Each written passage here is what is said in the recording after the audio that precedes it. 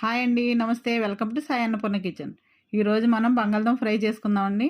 ముందుగా బంగాళదుంప చెక్కులు తీసుకొని ముక్కల కింద కట్ చేసుకొని ఇలా వాటర్లో వేసుకోవాలండి. ముందుగా స్టవ్ వెలిగించుకొని ముగ్గురు పెట్టుకొని ఆయిల్ వేసుకుందాం.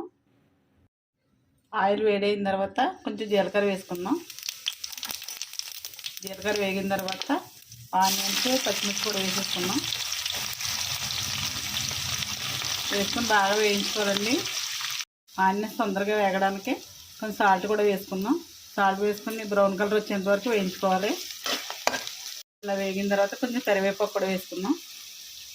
వేసుకొని బాగా వేయించుకోవాలి. ఆనియన్స్ బాగా వేగిన తర్వాత కట్ చేసుకుని వాటర్ వేసుకున్న ఆలుగడ్డలు వేసేసుకుందాం.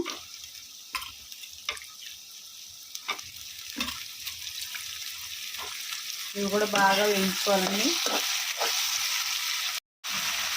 ఇందులో కొద్దిగా పసుపు కూడా వేసుకున్నాం.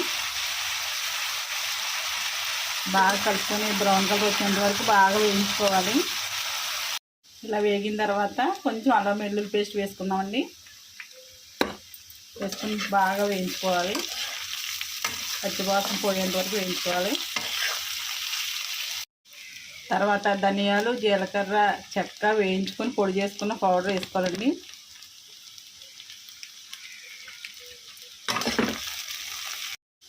ఇలా ఎండుమిరపకాయలు, వెల్లుల్లి కలిపి కొట్టుకున్నాం కదండి మసాలా, అది వేసేసుకోవాలి.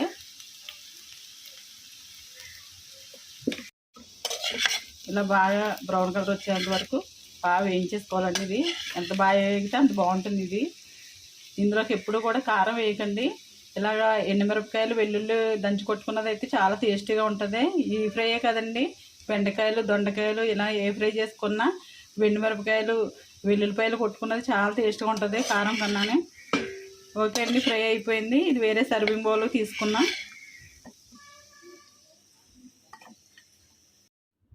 ఓకే అండి, ఆలూ ఫ్రై రెడీ అయిపోయింది. ఈ వీడియో కనుక నచ్చినట్లయితే లైక్ చేయండి, షేర్ చేయండి, కామెంట్ చేయండి. మా ఛానల్ని సబ్స్క్రైబ్ చేయండి. Thank you.